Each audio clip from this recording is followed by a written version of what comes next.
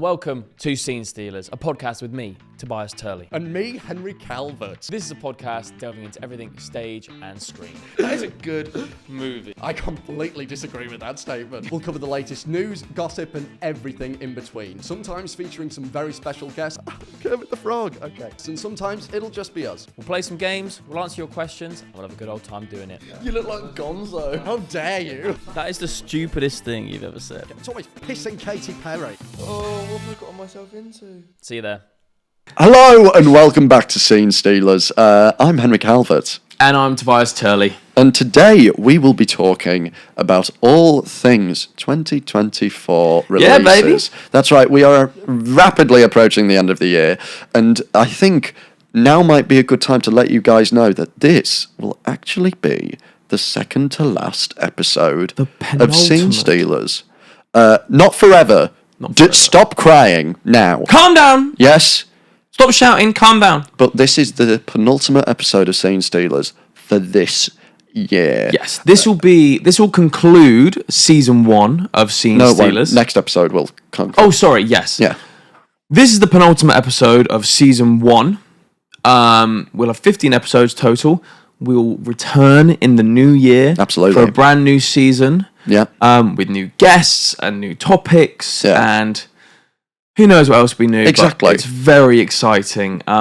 So we thought, what better time to wrap up a year in film. A year in film and a year in theatre as well. And a year in theatre. And we'll save a year of Scene Stealers for the next one. We want our final episode of the season to be a banger. Yeah. And as some of you might be aware, I think now is also a good time to announce on the podcast what our actual final episode of the year will be. Because as much as episode 15 will be kind of the final standard episode of Scene Stealers, we are doing a little extra bonus, which we're going to tell you about now.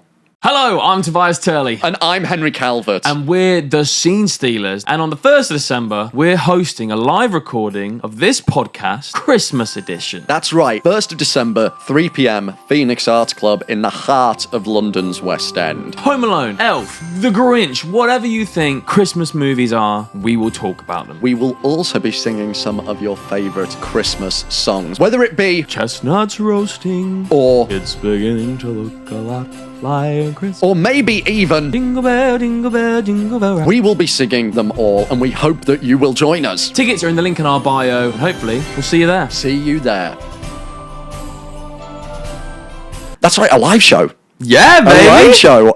Very, very exciting indeed. I can't believe it. I'm so excited. I mean, I'm so wonderfully happy. Yeah. This is what I've always wanted to get back into live things since I've started doing the social media thing, and I feel very blessed that I've had a couple of opportunities to do that so far, and I feel very blessed that we can now do this live and get to meet hopefully all of you, some of you. Again, we got to meet some of you at MusicalCon, and I can't wait to meet more of you at our event. It's going to be amazing. You know, we started doing this just because we like talking theatre and movies, and the fact that we get to do it in front of people now is just an even bigger blessing. So thank you so much for allowing that to happen. Yeah. And thank you to you for listening and supporting us. It's really amazing. I think as well a huge thank you to our producer, Mr. Jamie Lambert. Lambert Jackson Productions. Lambert Jackson. Lambert Jackson. Lambert Jambert. No. Thank you, Jamie, for helping us out with this. We are very, very much appreciative. And I think as well, thank you to all of our guests that we've had on so far as well, and Martin and everyone who's helped out with the podcast. Because this, it means a lot that we get to do this kind of thing. So that's very, very exciting. And what we'd like to know from you, if you want to drop us a DM or drop us a comment, is what kind of Christmas songs you might like to hear from us at the show. And the one that's got the most votes or that most people ask for, we will endeavour to perform. So do let us know what you want to hear, because we've got some ideas. Yes. But again, this is we're performing for you, and we want you to have a good night. So let us know what songs you'd like to hear. Yes, sir. So yeah, get that date in your diary. for the actual final episode of Scene Stealers Season 1. Yeah. One more time, 1st of December, 3 p.m, Phoenix Arts Club. Absolutely. Tickets are available in the link in description or at the link in our bio on our link tree. But yeah, like we say, penultimate episode, so now it's time to wrap up. With a 2024 year in review. 2024 by the end of October. Up until the end of October, because there are still a few releases that, we haven't got to watch yet. I haven't seen Venom 3. No, is it out here yet? It's out, I believe, next week. Days, It's pretty soon. I don't know about big releases towards the end of the year. Gladiator 2. Gladiator 2, which I hear Wicked. very good things about. Wicked. Red 1.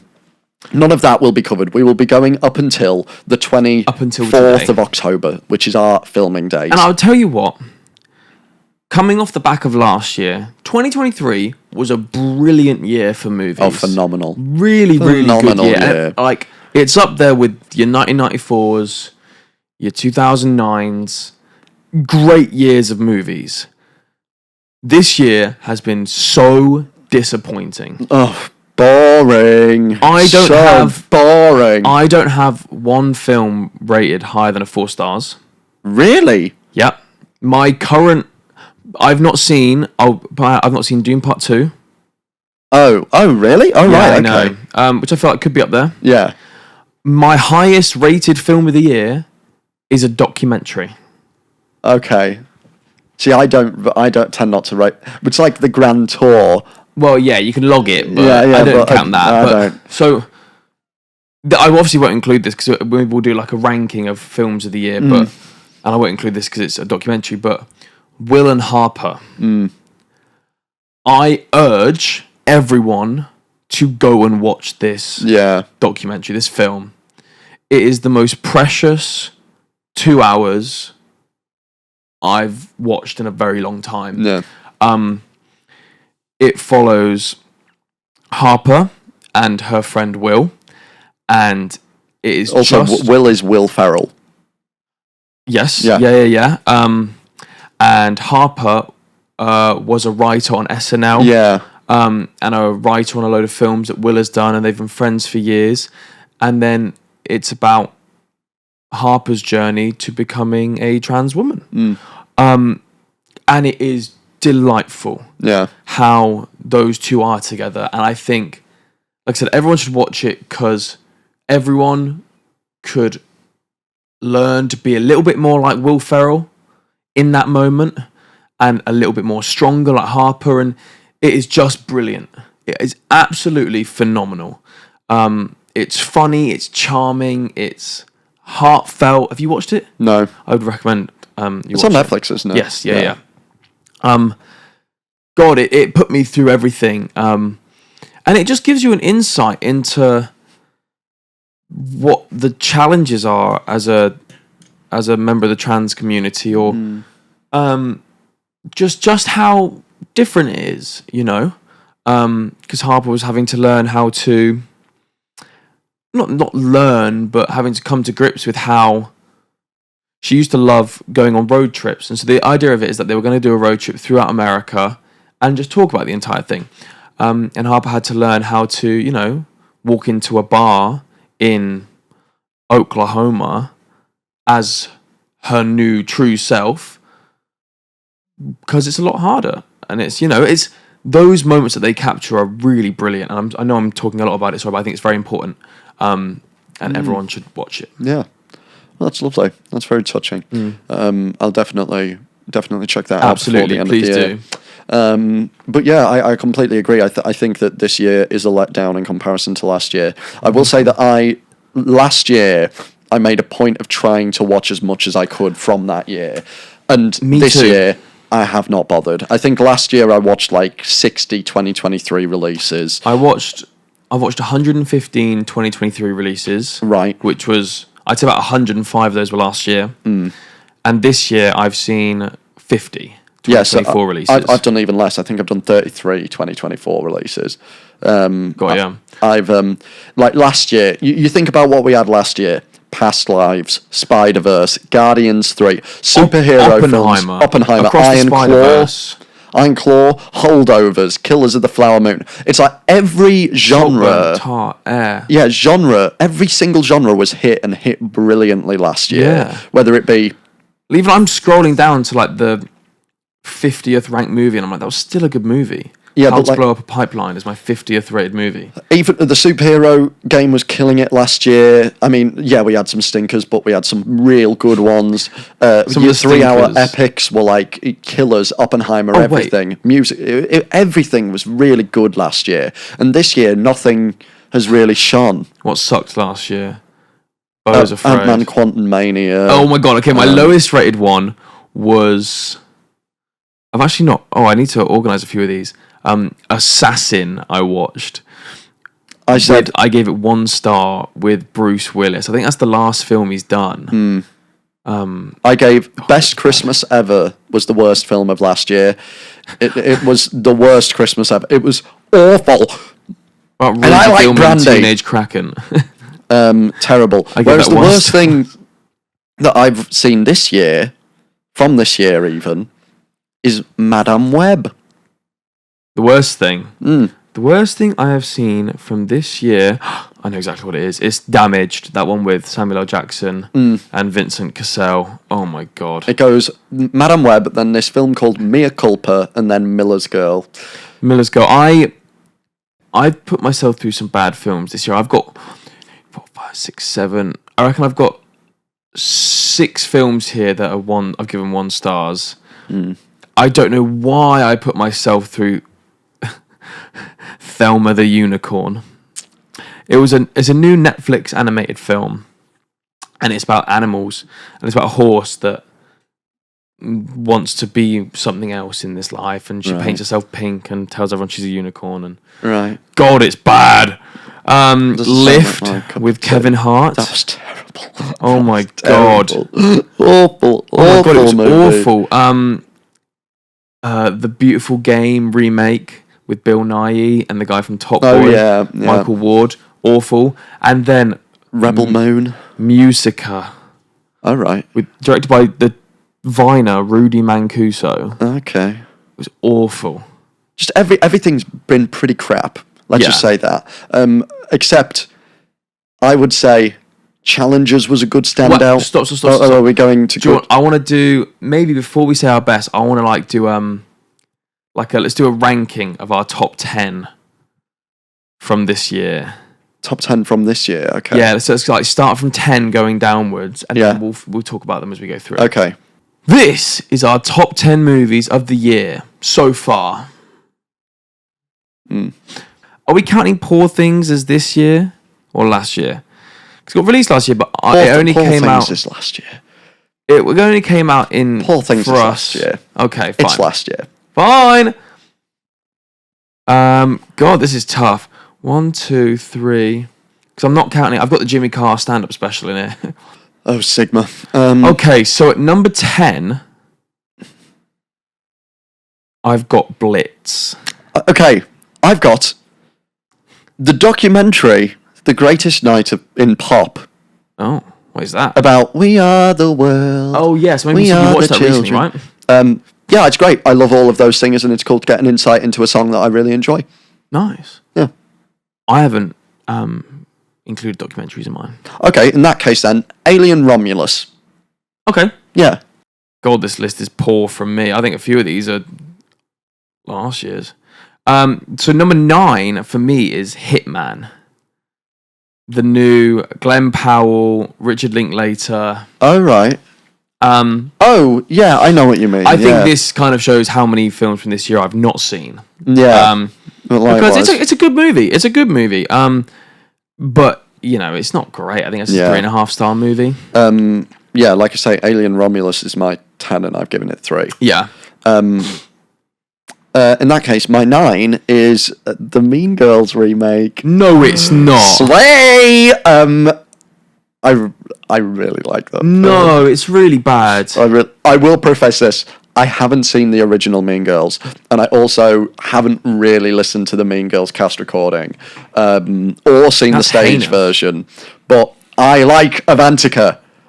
I think she's really good in that film. I also think Aaliyah Carvalho is brilliant in that film. Renee Rapp. And I also... She's Hello. good. And I think Jacquel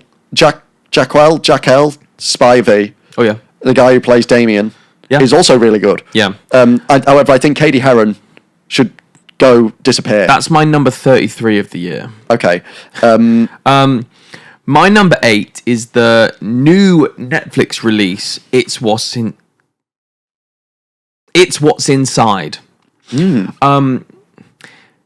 Shot absolutely beautifully.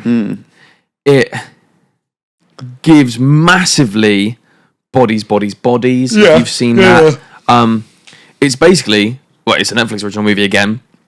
A group of friends go to a massive house at night for a party, and it goes sour.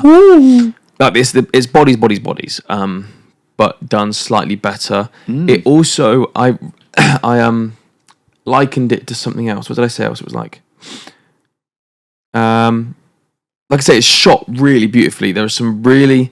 Oh, Talk to Me... It's like Talk to Me and Freaky Friday had a baby. Okay. Because the premise is... They show up to a party, a guy they've not seen in a while because they've fallen out with turns up and they make up, and he's brought a machine which allows you to swap consciousnesses with someone else. Oh, that sounds cool. So if we were to play, we'd plug ourselves in, and my brain would go into your body, your brain would go into my body, and we'd be able to walk around, and I'd be in your body. But there's a group of 7 or 8 of them, and they do that, and then they have to guess who's in whose body. And obviously things start to unfurl as they get more drunk and they get more high, and... Oh, that sounds quite interesting. And actually, the way you know earlier with like I'd highly recommend watching it because it's very good. It is good. I think 4 stars I gave it. Yeah, no, that sounds good. The way it's very cleverly shot. The cinematography is amazing. The choices, the way they distinguish between whose body you're looking at and who's actually in that body is brilliant. Pardon me. For example, if it was looking at me and Henry was in my body, right? Yeah. So Henry's in my brain, but it's my body. When the camera's looking at me normally, no filter or anything. When you're looking at who's inside, there's this red filter that comes across the entire thing. So it's like looking through your body in like a weird sort of X-ray. But like the lights just go bright red and it would change from me to you. So we know that whenever it's red, we're looking at whose consciousness it is. It's very clever and it's very well done. That's so interesting. Good acting. I think they tried too hard to hit the millennial Gen Z stereotypes. Yeah. Like, you've got the rich, wealthy influencer white girl.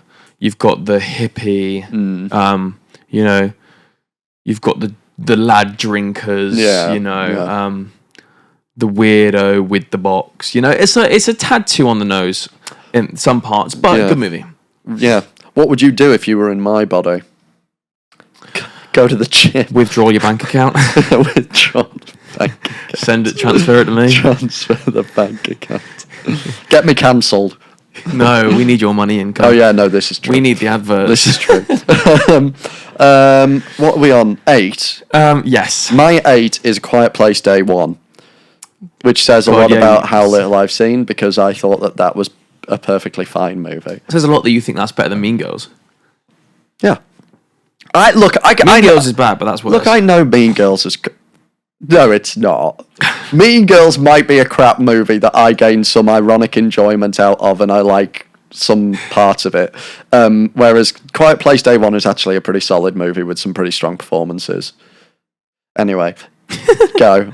My number 7 is another Netflix original called Femme.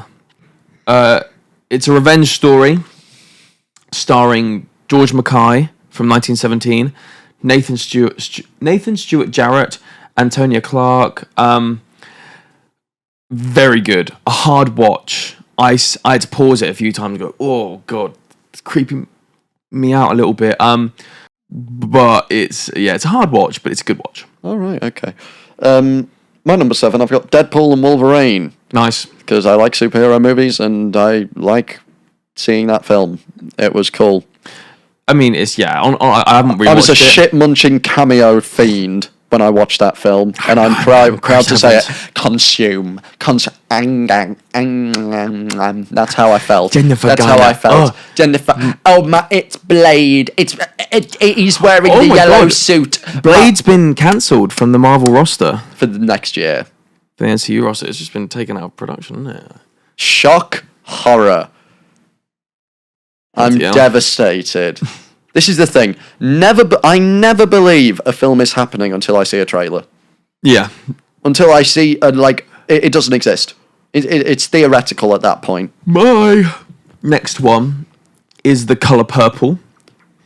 That doesn't count. It does, because it only came out here in 2024.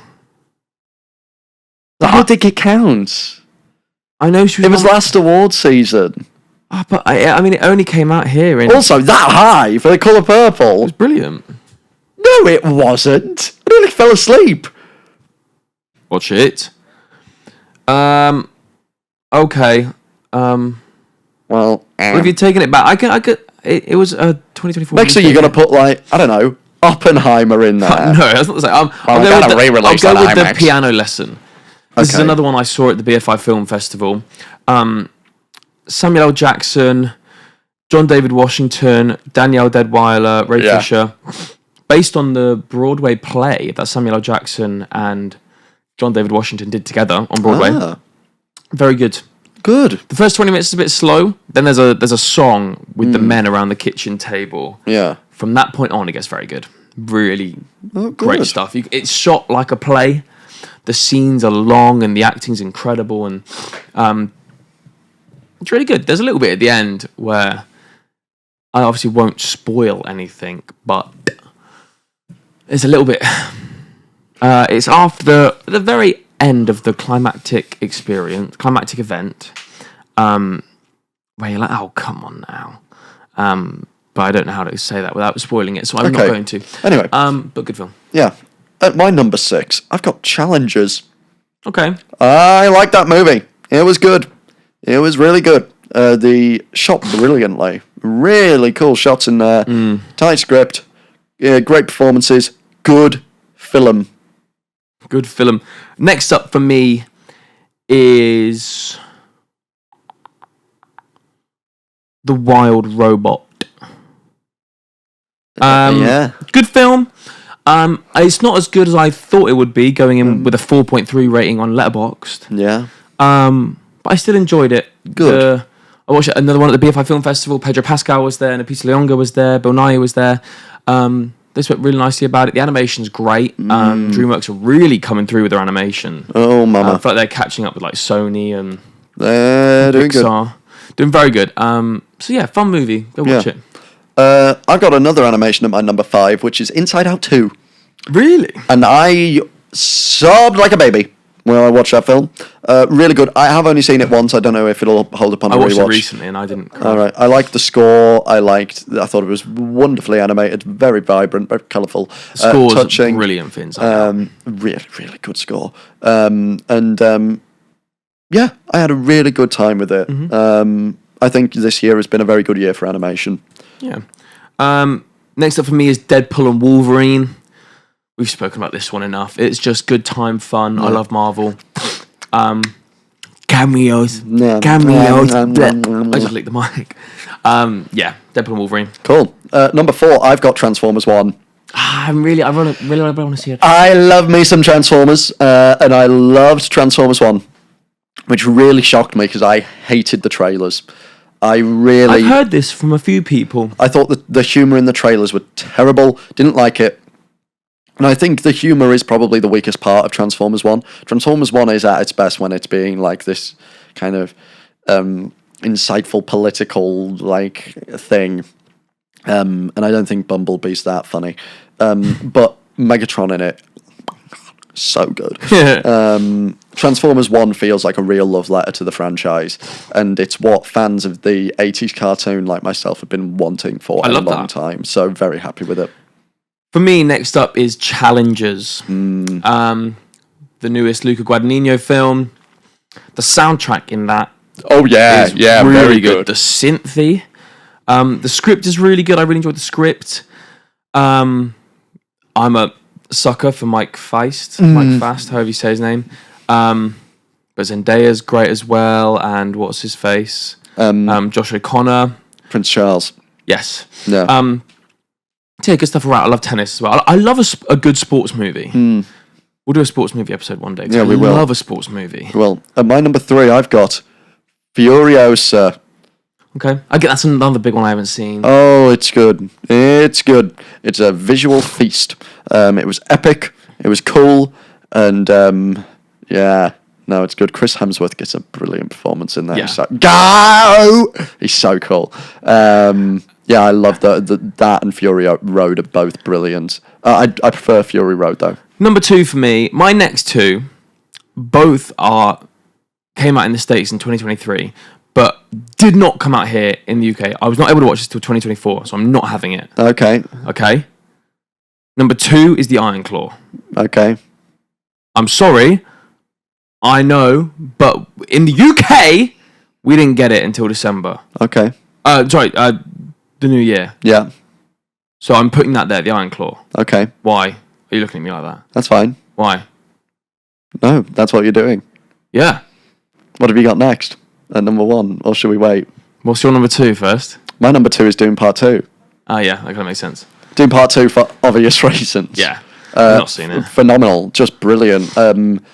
I took my granddad to watch it in the IMAX, who is like the biggest sci-fi fan ever, and my granddad's like read the books for years. You've told this story before. Yeah, and I was like, this must be the most mind-blowing thing ever for him. You told this at your live show, right? Yeah. And he came out and he was like, what a pile of shit. I was like, what the hell do you mean? He was like, I couldn't bloody hear, I had to take my hearing aids out, and they spoiled fucking ending.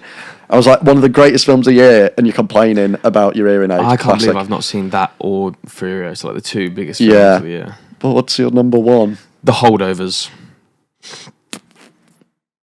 Right. Why?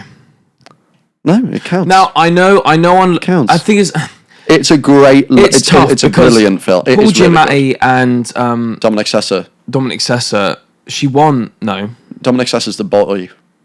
Dominic Sessa. Davine Joy Randolph. Yeah. I know she won the Oscar for it, and I'm so glad she did.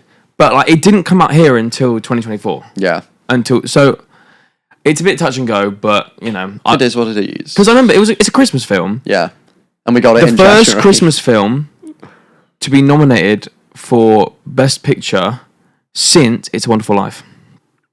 Doesn't surprise me. No. Oh my god, I loved it. Yeah. I loved it. Really lovely. The script is just perfect. Every time I'm on a plane this year, for some reason, it's always on every plane, like TV screen. And I always want to watch it, but I feel like it deserves more than a plane watch. I'm going on a big trip in December. But that's perfect. But like middle of summer, I'm like, yeah. No, but that's the thing. I'm starting to think about what I want to watch on the plane. Yeah. Every plane has it. I don't know why. I can't wait. That and the Iron Claw's been on like every plane I've been on this year. And then my number 1 is The Wild Robot. No way. I know I like it a hell of a lot more than you. But I thoroughly enjoyed that film. It does have a few issues. I think the editing... There's a sequence where Bright Bill is like flying... He's on the migration. Mm-hmm. And the editing in that sequence is a bit quick. It doesn't linger long enough. Like there's one specific scene that cuts so abruptly, and it really takes me out of it because you have this lovely sweeping section of like him flying, and then the music swells and he's gone. Oh, so emotional. But you have a bit of a reset, and then I don't know. It feels really rapid, and that is slightly distracting. Some of the humor didn't land for me, but that's just me. I was going to say the bit I liked most about it was the humor. I thought it was very bold with its comedy.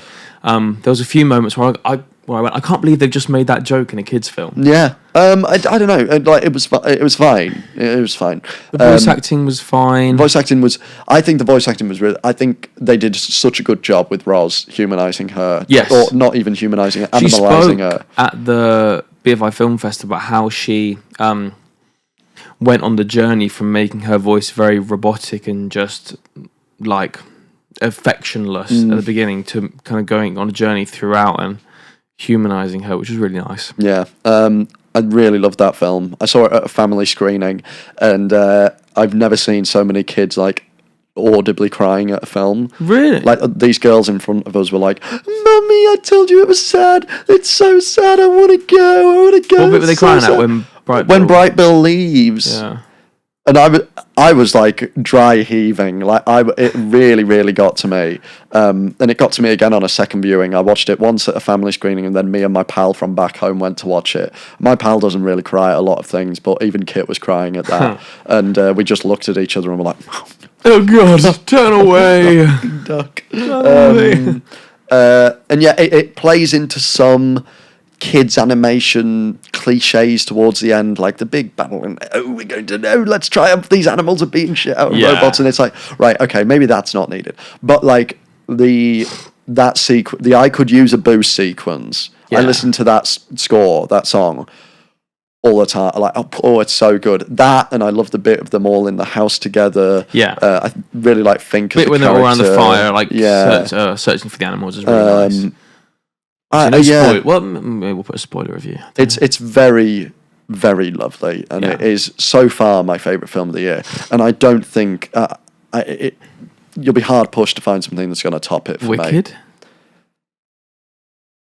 Well, speaking of Wicked, yes, I can make a bit of an announcement now, because this will be going out on the...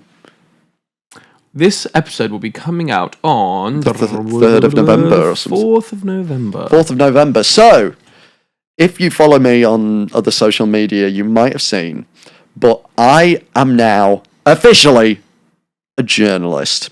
That's right. I have written for SFX magazine, and I have done their issue on the Wicked movie. They are on shelves now. You can go into your local Smiths, pick up a copy of SFX, and all of the Wicked stuff will have been written by me. Yeah, baby! So for the past few, I've had to keep this secret for a few months now, but I've been interviewing all of the crew behind it. So I did the production designer, Nathan Crowley, yeah, that's right. The costume designer, Paul Tazewell, the director, John M. Chu, and the lovely hair and makeup lady, whose name I can't remember. All of them wonderful. And from the trailers of the Wicked film, as it is one of my favourite musicals, probably my favourite musical, I was wildly, wildly apprehensive. Yeah? I don't think the trailers are very good at all. No, they're not. And they reveal... everything. Way too much. Everything. But also everyone knows the story, so I don't know. Well, I mean, if you don't, you do now. Yeah. I think it will still be good. Who knows? Very high hopes. But like I said, we've got Gladiator 2, we've got Nosferatu. Yeah. Oh, that'll be good. Nosferatu will be I'm very good. I'm really excited for that. But Wicked is, I think, the big block. It's because Gladiator 2 and Wicked come out on the same day. It's Glicked. I like. Is it Glicked? We have it's like Barbenheimer, and now it's yeah. Glicked. Yeah, it's Glicked. And I love how both times it's been like a girly film and a really man film. Yeah. Like and Wicked's gonna do way better than Gladiator 2. Yeah. Because no one goes to see Ridley Scott films anymore. Yeah, but because Napoleon was terrible. Napoleon was awful. What do you think about? Let's touch on this. Cynthia Erivo's comments about the fan remake of the Wicked poster. Did you see that? Yeah, I thought it was a bit much. I thought it was utterly ridiculous. Yeah. And I've been thinking this a lot recently, and we've spoken about this. We get to go to these very cool events and get to be in the presence of some wonderful people. I think actors, and I'll say you're an actor, actors romanticize their craft far too much, and I think we as audience members romanticize them as well way too much, and I think it has gone straight to Cynthia Erivo's head. I believe that if you're not aware, Wicked, one of the Wicked posters is of an homage to the original stage poster, which is of Glinda whispering something in Elphaba's ear. However, in the movie version, you can see Cynthia's eyes. She doesn't have red lipstick on. The hat is in the stage one. Her witch hat comes all the way down across her nose. Yeah, it like swoops past. You only really see like the end of her nose and her mouth. Yeah, and it's like this wry kind of sly smile. It's very mysterious. It's very. Whereas the one that they released for the film, Wild, is cool to see an homage to it. It lacks all of the character that the original had. Yeah. The original had this like air of mystery and mysticism, which I think really aids in the and magic like mischief feel. Yeah, that's what it's all. That's what this world is about. So someone online edited the film poster so that she had red lips and that the hat swooped down past her eye. Anyway, you'd think this fan had like shot Cynthia Erivo's family because her response was just obscene. Yeah, it was crazy. It was like, this degrades me. It like all of this kind of thing. And I was like, this is a fan edit who's clearly like a fan of your work and the project. Yeah. And yet you've tore them a new arsehole. Like, yeah, I think it's a bit much. She's gone overboard there. I think as tarnished of what was a very strong marketing campaign for the film. I mean, yes, because weirdly, well, not weirdly, I guess it's a big movie. She's like a lot of people have spoken about it. I've seen this everywhere, and she has tarnished it. You're right, because the marketing is great. Yeah, Wicked is everywhere right now. It's like Barbie. They've got a Crocs partnership. They've got a Ribena partnership. They've got H&M, Primark. Everything is pink and green. The cookies. Yeah. Not the cookies, the muffins you can make. They're either pink or green or... It's everywhere. And, it's commendable to that marketing team. I mean, of course it's doing well because, like, you stick Grande on anything and it'll do well. Yeah. But for a big blockbuster like that, you knew something would go slightly wrong. And you never think it's going to come from the lead actress. But to me, I'm like, where are these people's publicists? Yeah, like, surely someone tells her, no, I don't think that's wise. I don't think that's a good idea, Chuck. Maybe I'll back on that one. Like, come on. It's not that deep, darling. Even if I posted that, one of my pals would be like, hang on a sec. Yeah. Come on. But no, big Hollywood actor, can't say boo to a ghost. But Wicked is my most anticipated thing for the rest of the year. And please, if you do have an urge to read a film magazine, go and check out SFX and my article about the Wicked movie. It's brilliant, mate. Well done. Congratulations. Thank you so much. Very, very, very proud of it. And yeah, fingers crossed the film holds up and does well. Should we have a quick look at our Letterboxd stats for 2024? Oh, so this is everything that we've watched thus far, not just 2024 releases, but kind of, all encompassing. Yes, everything we've seen in the year of 2024. So I have had 251 diary entries for this year. I believe you're beating me. I've got 286 diary entries right now, 286 reviews. Yeah. How many hours is that? 525.8 hours. I've got 460. Okay. Because watching films was your thing while you were backstage at Mamma Mia. Like, yeah. I do it all the time. That's 6.7 films a week on average for me. What's your most watched film of the year?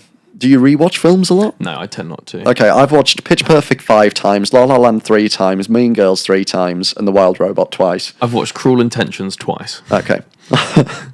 No comment. What were your milestones? My milestones. So 50th was Rushmore. Wes Anderson. Wes Anderson. My 50th was Orion and the Dark, another shitty Netflix animated movie. My 100th was Pitch Perfect 3. My 100th was Blades of Glory. Nice. My 150th was On the Town. Ooh, lovely. Mine was Honey Boy, Shia LaBeouf. Okay. My 200th was La La Land. My 200th was A Knight's Tale. Yes. And my 250th was The Wild Robot. My 250th was Surfer, Dude with Matthew McConaughey. Right. What about most watched actors? Who was your most watched actor for this year? Ryan Reynolds with 11 films. Wow. I did Bill Murray. Bill Murray is tied with Fred Astaire at 10 films. 10 films each. Do you want to try and guess the Ryan Reynolds films? 11. Yeah. Ryan Reynolds. Okay, so Deadpool and Wolverine.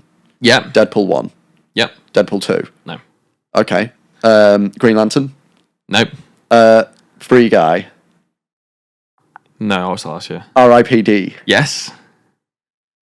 I don't know that many Ryan Reynolds films. Gosh. Ryan Reynolds. Yeah. I'll try and help you. New release this year. New release this year? For Ryan Reynolds? John Krasinski. Balls. If. Yes, if. If. Space? Is it the one where there's an alien with Jake Gyllenhaal? Yes. Specimen, or like, what's it called? Life, okay. Jesse Eisenberg. Oh, I don't know. Anna Kendrick? Question mark? Jesse Eisenberg, Ryan Reynolds, and... Oh, it's not Anna Kendrick, it's Kirsten Stewart. And Jesse Eisenberg? Yeah. I don't know. Adventureland? Oh, I've seen that promoted a lot on Netflix. Just Friends, Waiting, The Adam Project, Harold and Kumar Go to White Castle, and Pokemon Detective Pikachu. Oh, nice. Do you want to guess my Bill Murray films? I don't know many Bill Murray films. Well, you're very safe with Bill Murray, because if you do a Wes Anderson rewatch, you essentially knock off 6, which I love the Wes Anderson. Rushmore? Wait, he's not... He's in Rushmore. Have you Steve Zissou?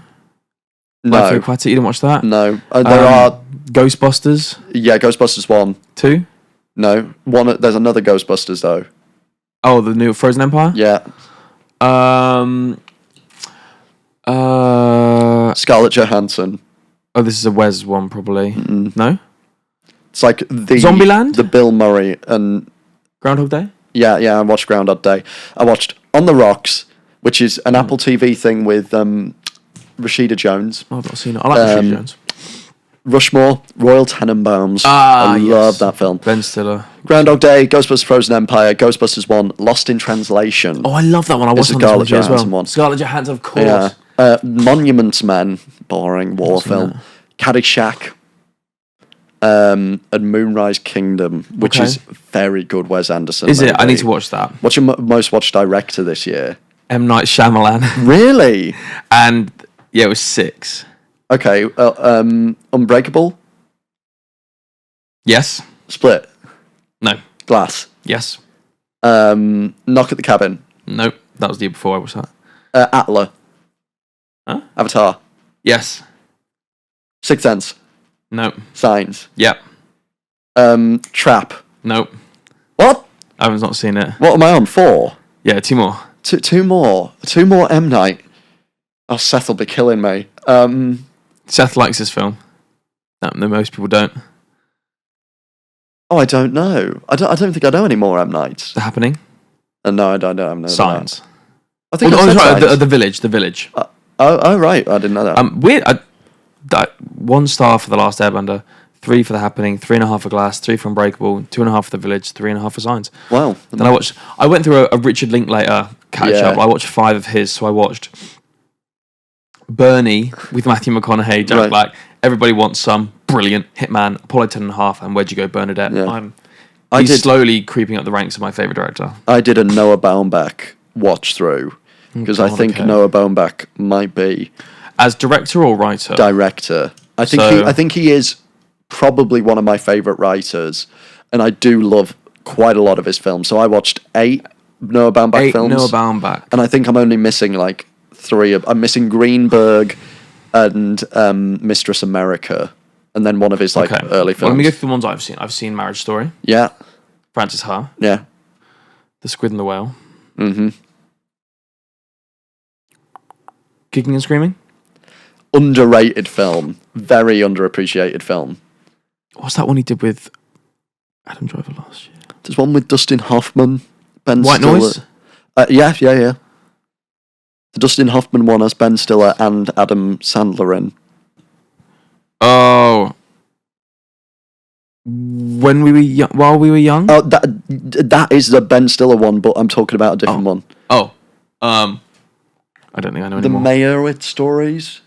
Oh, okay. And then the other one was called Margot at the Wedding. Margot at the Wedding? Which is very depressing. I really love Noah Baumbach's writing. I also did a Stanley Donen watch through, and I got 6 of his films. The king of musicals, who directed Singing in the Rain, obviously. Yeah. And I watched some of his others, such as On the Town, The Pajama Game, starring Doris Day, which was crap. My time of day is the dark night time. Royal Wedding, known for its iconic spinning room Fred Astaire dance sequence. Would have been... The issue is, right, with these old school musicals, is that there's way too much focus on the romantic side of things. Yeah. If they did away with half of this romance and just made these people be friends, it's like men cannot be friends with women back in the 50s. It would make everything so much better. Like Funny Face, I fucking love Stanley Donen's Funny Face with Fred Astaire and Audrey Hepburn. I think it is absolutely wonderful. However, at the end, for some fucking reason, she kisses Fred Astaire and it becomes a romantic thing. And I'm like, Audrey Hepburn's in her 20s and Fred Astaire's nearly 60 in this. Yeah, you said this in our... The first episode. Yeah. Funny Face is so loved. I love Funny Face so much that I bought a Yugoslavian film program from 1956, I think, for that film. But it would have been infinitely better. It would have been a 5-star film if they did not kiss. What's your most obscure film, finally? Mine is Chasing Papi. Mine is The Taking, which is a student film that fellow Geekdom creator Cosy P Films and Harv Talks Movies made together. Connor stars in it and Harvey directed it. It's a real testament to, not testament, it makes me feel very proud that, other creators in our space are doing things like that. Let's go, baby. I think it's wonderful, so keep it up, lads. My highest average was 12 Angry Men, lowest average Fan 4 Stick, and most popular was La La Land. Great. My highest average was Sunset Boulevard, lowest average was The Last Airbender. What was the third one? Oh! Most popular. Dune. Classic. So that's going to wrap up our year in review. We're going to end with a quick game. Given that this is a 2024 in review, we're going to do a retrospective on some other years in a quick little game called Guess the Year. We're going to give each other 4 movies from a year, and we have to guess that year. Henry, go first. Give me a movie.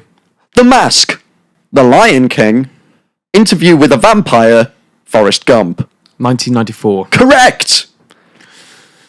Yes, baby. Do you want to go now? Yes, I'll go. Okay. Henry, for you. Yeah. Air Force One. Yeah. Home Alone 3. Jackie Brown. Boogie Nights.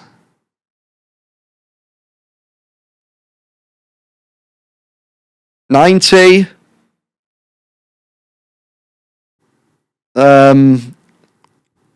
6. 97. Oh! 1-0 Turley. No. Okay, right. The Chronicles of Narnia, The Lion, the Witch, and the Wardrobe. Yep. Madagascar 1. Robots. Fantastic Four. The original. Yes. Which one? The one with Chris Evans. Jessica Alba. Yeah. Fine. Can you repeat them again, please? Madagascar. The Chronicles of Narnia, The Lion, the Witch, and the Wardrobe. Madagascar 1. Robots. Fantastic Four. Okay, it's 2000s. 2004. No! 2005! No! Oh, no! Okay. I thought I had that. You're close. I thought I had that. Okay. We're the Millers. Hangover Part 3. Snowpiercer. Frozen. 2016. 2013. Oh, bollocks. Right, Frozen, okay. mate, I should have come got on. that anyway. Right, this should be... I'm going to give you an easy one. Minari. A Quiet Place Part 2. Birds of Prey. Palm Springs. It's 2020. It's 2020. Because The Devil All the Time, Minari, Promising Young Woman, Birds of Prey. I think it might be 2020, is it? It might be 2020. It could be. It's a good thing I wrote down 6, so that's good. Okay. Wait, how many were we meant to do? 5. Die Hard with a Vengeance, Oh, Christ. Casino, Jumanji, Toy Story. Oh! 2000.